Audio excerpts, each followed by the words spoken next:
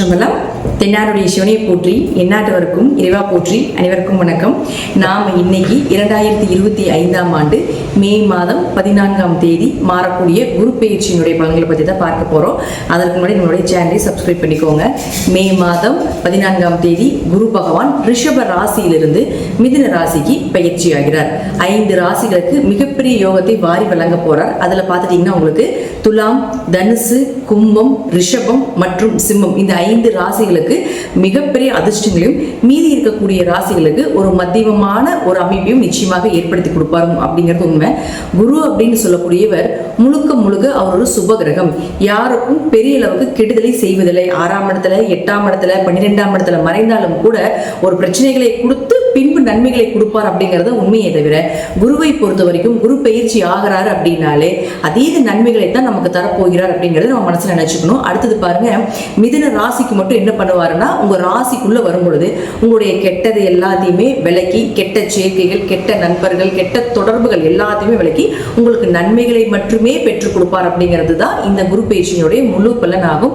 அதே போல குரு ஒரு இடத்துக்கு மாறும் பொழுது அந்த வீட்டினுடைய அந்த கிரக நிலைகள், அது மட்டும் இல்லாம அந்த துறைகள் எல்லாமே புகழடையும், பெயர் வாங்கும். அதே போல அதுல இருக்கக்கூடிய திறமைகள் மூலமாக பரிசுகளும் பாராட்டுகளும் கிடைக்கும் அப்படிங்கறத பாத்துக்கலாம்.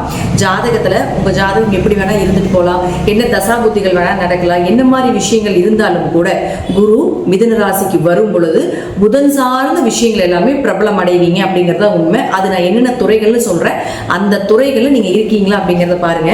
அதுல கல்வித்துறை, ஸ்கூல் சம்பந்தப்பட்ட விஷயங்கள், இன்ஸ்டிடியூட் சம்பந்தப்பட்டது, காலேஜ் சம்பந்தப்பட்ட கல்வித்துறைகள் அனைத்துமே பிரபலமாகும். தபால் துறை, தகவல் தொடர்பு துறைகள், சுற்றுலாத்துறை, போக்குவரத்து துறை, கம்ப்யூட்டர் சார்ந்த துறைகள், பினான்ஸ் சம்பந்தப்பட்டது, ஐடி துறை சம்பந்தப்பட்டது, புதிய புதிய கண்டுபிடிப்புகள் சம்பந்தப்பட்டது, ஜோதிடம், ஆன்மீகம் சம்பந்தப்பட்டது, கலைகள் சம்பந்தப்பட்டது, அதிலே கலைகளிலும் முக்கியமானது நகைச்சுவைகள் சம்பந்தப்பட்டது, திருநங்கைகள் சம்பந்தப்பட்டது. இது எல்லா துறையிலும் இருக்கக்கூடியவர்களும் பிரபலமாவாங்க. அதே போல இந்த துறையில் இருக்கக்கூடியவர்களுடைய வீட்லையும் சுப நிகழ்ச்சிகள், திருமணம் சார்ந்த விஷயங்கள், நீங்க என்னெல்லாம் சக்சஸ் பண்ணணும், டிரான்ஸ்பர் ஆகணும், என்ன மாதிரி நீங்க உங்களுக்கு சாதகமான ஒரு நற்பலன்கள் வேண்டும் அப்படின்னு நினைக்கிறீங்களோ அது எல்லாமே நடக்கும். இது குறிப்பிட்டு துலாம், தனுசு, கும்பம், ரிஷபம், சிம்மம் அப்படின்னு இருக்கக்கூடிய ராசிகளாக இருந்தால் இன்னும் நான் சொல்வதை விட மிகுந்த நற்பலன்கள் அப்படிங்கிறது நிச்சயமாக கிடைக்கும் அப்படிங்கிறதுல மாற்றுக்கிறதே கிடையாது. அடுத்தது இது சார்ந்த துறைகள் மட்டும் இல்லாம இந்த ராசியில் இருக்கக்கூடிய உங்க ஜாதகத்தை எடுத்து பார்த்தீங்கன்னாலே தெரியும். உங்க ராசியில நான் சொன்ன 5 கட்டத்திற்குள்ள எந்த கிரகங்கள் இருந்தாலும் அந்த கிரகங்களுக்கு உண்டான வளர்ச்சியும் நிச்சயமாக கிடைக்கும். அது நான் என்னென்ன அப்படிங்கறத நான் சொல்ல போறேன். இப்போ முதல்ல குரு ஒரு இடத்தில் இருந்தால் என்ன பலன்களை கொடுப்பார், அவங்களுடைய பார்வைக்கு என்ன பலன் அப்படிங்கிறதை பார்க்கலாம். அடுத்தது அந்த கிரக நிலைகளுக்கு என்ன பலன் அப்படிங்கிறதை பார்க்கலாம். நாம எல்லாரும் கேட்டதற்கு இணங்க பரிகார வகுப்பு அப்படிங்கறத நம்ம ஒன்று எடுத்துட்டு இருக்கிறோம். அது கீழே டிஸ்கிரிப்ஷன் பாக்ஸ்ல வாட்ஸ்அப் லிங்க் கொடுத்துருக்கிறோம். இது ரொம்ப எளிமையான விஷயங்கள், பொதுவான பரிகாரங்களாக, வழிபாடுகளாக இல்லாம அனைத்துமே கோவில் வழிபாடுகள், நீங்களே செய்து கொள்ளக்கூடிய ஒரு எளிமையான பரிகார வகுப்பு இது. இதுல 60க்கும் மேற்பட்ட நீங்களே தெரிந்து கொண்டு எளிமையாக செய்யக்கூடிய ஒரு விஷயங்களாக இருக்கும். இது ஜோதிடர்களுக்கு உண்டான சூட்சமமான பரிகார வகுப்பு. இதை நான் இப்போ உங்களுக்கு தரப்போற விருப்பம் இருக்கக்கூடியவர்கள் கீழே இருக்கக்கூடிய வாட்ஸ்அப் லிங்க்ல ஜாயின் பண்ணிக்கோங்க. இப்ப நாம ஒவ்வொரு ராசிக்கும் இந்த குரு பயிற்சி மூலமாக என்னென்ன நடக்கும் அப்படிங்கறத நம்ம பார்க்கலாம். மேஷ ராசிக்கு உண்டான குரு பகவானுடைய பயிற்சி பலன்களை பத்தி பார்க்கலாம்.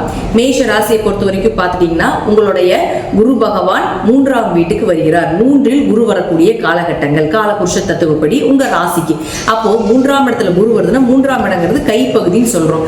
அப்போ கைப்பகுதியில் குரு அப்படின்னு சொன்னா தங்கம், நகை, செல்வங்கள் இது எல்லாமே குருவை தான் நம்ம சொல்லுவோம். பணப்புழக்கங்கள் இது எல்லாமே குரு தான். அப்போ 3இல் குரு வரக்கூடிய காலகட்டங்களில் உங்களுக்கு நிச்சயமாக நகை சேரும். அதே போல ஏதாவது ஒரு வழியில பணம் எண்ணக்கூடிய ஒரு அமைப்பை ஏற்படுத்தி கொடுத்துருவார். இந்த குரு வரும்பொழுது உங்களுக்கு 7ரை சனி தொடங்கி இருக்கும். அப்ப 7ரை சனி தொடங்கினாலும் கூட உங்க ஜாதகத்துல இந்த குரு 3இல் வரக்கூடிய காலகட்டங்கள், இந்த 1 வருட காலங்கள் ஏதாவது ஒரு வழியில உங்களுக்கு பணம் வரும் அப்படிங்கிறது நிச்சயமாக ஏற்படுத்தி கொடுப்பார். அதே போல இளைய சகோதரர்னு சொல்றோம். அப்ப இளைய சகோதரர்கள் மூலமாக உதவிகள் கிடைப்பது, வெற்றிகள் கிடைப்பது, நீங்க நினைத்ததை விட பல காரியங்கள் ஜெயமாறதுக்குண்டான வாய்ப்புகள் இதெல்லாமே ஏற்படுத்தி கொடுத்து விடுவார். அடுத்தது உங்க ராசிக்கு 9 மற்றும் 12 12ஆம் அதிபதியான குரு பகவான் 3இல் மறையும் பொழுது பூர்வீக சம்பந்தப்பட்ட சொத்துக்களுக்கு உண்டான முயற்சிகளை எடுப்பது, உயர்கல்வி படிக்க போறீங்கன்னா அதற்குண்டான முயற்சிகளை ஏற்படுத்தி கொடுப்பது, நல்ல குரு அமைவது, உங்க வாழ்க்கைக்கு உண்டான விஷயத்தை சொல்லிக் கொடுக்கறதுக்கு ஏதாவது ஒரு குரு கிடைப்பார் அப்படிங்கிறது முற்றிலும் உண்மை. அடுத்தது அவரே 12ஆம் அதிபதியும் ஆகி 3ஆம் வீட்டுக்கு வரும் பொழுது தீர்த்த யாத்திரை, வெளிநாடு, வெளியூர் பயணங்கள், கணவன் மனைவி அந்யோன்யமாக இருக்கக்கூடிய ஒரு அமைப்பு, அதிகமான பயணங்கள் செய்வது, பயணங்கள் மூலமாக உங்களுக்கு வெற்றிகள் கிடைப்பது, இதெல்லாமே இந்த குரு பகவான் நிச்சயமாக ஏற்படுத்தி கொடுப்பார். இனி நாம் அடுத்தது அதிபதிகள் மூலமாக பார்க்கலாம். இப்போ நான் சொன்னேன் இல்லைங்களா, துலாம் ராசி, தனுசு ராசி, கும்ப ராசி, ரிஷப ராசி, சிம்ம ராசி, இதெல்லாம் நம்ம ஸ்கிரீன்ல பார்த்துட்டீங்கன்னா அந்த ஸ்டார் போட்டிருக்கிற மாதிரி ஒரு இது கொடுத்துருப்போம் இல்லைங்களா, அதுல எந்தெந்த கிரகங்கள் இருக்காங்க அப்படிங்கிறது உங்க ஜாதகத்தை வச்சு நீங்க பாருங்க. முதல்ல செவ்வாய் அப்படின்னு இருந்தார்னால் நிச்சயமாக செவ்வாய் உங்க ராசிக்கு 1 மற்றும் 8ஆம் அதிபதி. பெயர், புகழ், மதிப்பு, மரியாதை, எங்க போனாலும் உங்களுக்கு உண்டான ஒரு அங்கீகாரம் கொடுப்பது, உங்களுக்கு உண்டான புகழை கொடுப்பது, கண்டங்கள் விலகுவது, திடீர் அதிர்ஷ்டங்கள். 8ஆம் இடம் அப்படிங்கிறது திடீர் பணவரவு, திடீர் அதிர்ஷ்டங்களை கொடுக்கிறது. அப்ப இது எல்லாமே நிச்சயமாக ஏற்படுத்தி கொடுப்பார். அடுத்தது பாருங்க சுக்கிரன். இந்த சுக்கிரன் அப்படின்னு சொல்லக்கூடியவர் 2 மற்றும் 7ஆம் அதிபதி. அவர் இந்த ஸ்டார் போட்டிருக்கக்கூடிய கட்டங்கள்ல இருந்தால் திருமணம் சார்ந்த விஷயங்கள் கைகூடி வர்றது. எத்தனை வயதானாலும் பரவாயில்ல, உங்களுக்கு சுக்கிரன் குருவினுடைய பார்வைக்கு வரும் பொழுது நிச்சயமாக திருமணத்தை ஏற்பாடு செய்து கொள்ளலாம். நல்ல வரனா, நீங்க எதிர்பார்த்த வரனா கிடைப்பதற்குண்டான வாய்ப்புகள், பொருளாதாரம் அதிகமாவது, அதே போல பாருங்க பண வரவு வந்து கொண்டே இருப்பது, உங்களுடைய பேச்சுக்கு ஒரு மரியாதை அப்படிங்கிறது நிச்சயமாக கிடைத்தே தீரும். பார்ட்னர் போட்டு தொழில் பண்ணிட்டு இருக்கீங்க அப்படின்னா அந்த பார்ட்னர் மூலமாக உங்களுக்கு ஒரு நல்ல வளர்ச்சி, லாபங்கள் இதெல்லாமே கிடைக்கும். அதே போல 7ஆம் இடம் அப்படிங்கிறது பரிகார ஸ்தானம்னு சொல்லுவோம். அப்போ இந்த குருவினுடைய பார்வையில சுக்கிரன் வரக்கூடிய காலகட்டங்களை உங்க ஜாதகத்துல என்ன தோஷமாக இருந்தாலும் அதற்குண்டான வழிபாடுகளை செய்யும் பொழுது அந்த தோஷம் முற்றிலும் விலகி உங்களுக்கு நன்மைகளை ஏற்படுத்தி கொடுக்கும். அடுத்தது புதன். இந்த புதன் யாரு? உங்க ஜாதகத்துக்கு 3 மற்றும் 6ஆம் அதிபதி. இளைய சகோதரர்கள் மூலமாக உதவிகள் கிடைப்பது, நீங்க எதை செய்தாலும் வெற்றிகளுக்கு உண்டான வாய்ப்புகளை ஏற்படுத்தி கொடுப்பது. 6ஆம் இடங்கிறது கடன், நோய், வழக்கு இதெல்லாம் சொல்லக்கூடிய ஒரு இடம். அப்போ இந்த குருவினுடைய பார்வையில புதன் வரக்கூடிய காலகட்டங்களில் கடன் விலகுவது, நோய் அகலுவது, அதே போல உங்களுக்கு வேலை ஏதாவது மாற்றங்கள் பண்ணலான் இருக்கீங்க, நல்ல வேலை கிடைக்கணும் அப்படின்னா இந்த காலகட்டங்களில் நீங்க தேர்ந்தெடுக்கக்கூடிய வேலைகள் உங்களுக்கு நல்ல சாதகமாக வர்றது, நல்ல சேலரியோடு கிடைப்பதற்குண்டான வாய்ப்புகளையும் ஏற்படுத்தி கொடுப்பார். 6ஆம் இடம் அப்படிங்கிறது உங்களுக்கு அரசு தேர்வுன்னு நம்ம சொல்றோம். அப்ப டிஎன்பிசி நம்ம எழுதுறோம் இல்லைங்களா, இதுல எல்லாமே இந்த காலகட்டங்கள் நீங்க எழுதும் பொழுது நல்ல வெற்றிகளை கொடுப்பதற்குண்டான வாய்ப்பையும் ஏற்படுத்தி கொடுப்பார். புதன் இந்த 3ஆம் இடங்கிறது தகவல் தொடர்பு துறை, உங்களுடைய கம்யூனிகேஷன் லெவல் அதிகமாகிறது, எங்க போனாலும் உங்களை பற்றி தெரிஞ்சுக்கக்கூடிய ஒரு அமைப்பு, இதெல்லாமே நிச்சயமா ஏற்படுத்தி கொடுப்பார். அடுத்தது 5ஆம் இடம். இந்த 5ஆம் இடம் அப்படிங்கிறது பார்த்துட்டீங்கன்னா உங்களுக்கு சிம்மம். சிம்மத்தின் அதிபதி யாரு? உங்களுக்கு சூரியன். இந்த சூரியனுடைய பார்வையில குரு பெறும் பொழுது நிச்சயமாக உங்களுக்கு ஏதாவது ஒரு வழியில குழந்தை சார்ந்த விஷயங்கள் நன்மைகளை கொடுக்கும். வீட்டுல மழலை செல்வங்கள், குருனாலே குழந்தைதான். அப்போ குருவினுடைய பார்வையில சூரியன் வரும் பொழுது இந்த வருடம் நிச்சயமாக குழந்தை உங்க வீட்டுல தவளக்கூடிய ஒரு அமைப்பை ஏற்படுத்தி கொடுக்கும். ரொம்ப நாளா குழந்தையே இல்லாம இருந்தீங்கனாலும் கூட இந்த காலகட்டங்களில் ஏதாவது ஒரு வழி மூலமாக உங்களுக்கு ஆபரேஷன் செய்தாவது உங்களுக்கு குழந்தைகள் கிடைப்பதற்குண்டான வாய்ப்பையும் ஏற்படுத்தி கொடுப்பார்.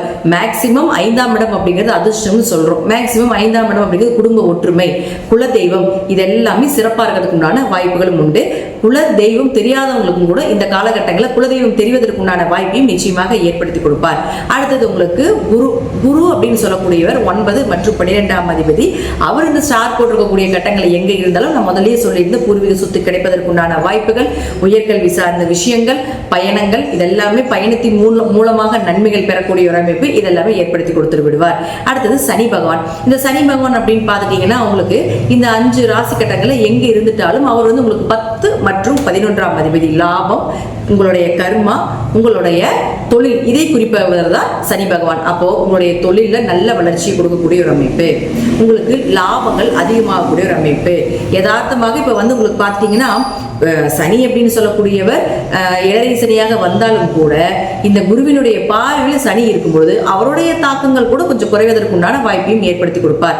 லாபங்கள் அதிகரித்து கொடுப்பது, உங்களுடைய தேவைகளை பூர்த்தி பண்ணி கொடுப்பது, உங்களுடைய நிறைவேறாத ஆசைகள் எல்லாமே நிறைவேற்றி கொடுக்கக்கூடிய ஒரு அமைப்பு, தொழில நல்ல வளர்ச்சியை கொடுக்கிறது, இருக்கின்ற இடத்தில் இருந்தே இன்னொரு கிளைகளை ஏற்படுத்தி கொடுப்பது, புதிய புதிய தொழில்கள் தொழிலே இல்லாம இருக்கீங்க அப்படின்னா புதிய தொழில் தொடங்குவதற்குண்டான வாய்ப்புகள் இதெல்லாமே ஏற்படுத்தி கொடுப்பார். அது மட்டும் இல்லாம 10ஆம் இடம் அப்படிங்கிறது கர்மஸ்தானம்னு சொல்றோம். உங்க கர்மாவை பார்க்கணும் அப்படின்னா 10ஆம் இடத்தை பார்த்தா தெரிஞ்சு போயிடும் என்ன கர்மா வாங்கி வந்திருக்கீங்க அப்படிங்கிறது. அப்ப அந்த நேர காலங்கள் உங்களுக்கு வந்துருச்சு. உங்க கர்மாவை குரு பார்க்க கோடி நன்மை நம்ம சொல்லுவோம் இல்லைங்களா? அப்போ குரு பார்க்கக்கூடிய காலகட்டங்கள்ல இந்த சனி அப்படின்னு சொல்லக்கூடியவரும் இந்த குருவினுடைய பார்வையில வரக்கூடிய காலகட்டங்கள்ல நீங்க வழிபாடுகள் பண்ணும் பொழுது உங்களுடைய முற்பிறவியினுடைய பாவ கர்ம மூட்டை விலகுவதற்குண்டான வாய்ப்பையும் இந்த குரு மூலமாக சனி ஏற்படுத்திக் கொள்வார் அப்படிங்கறத உண்மை.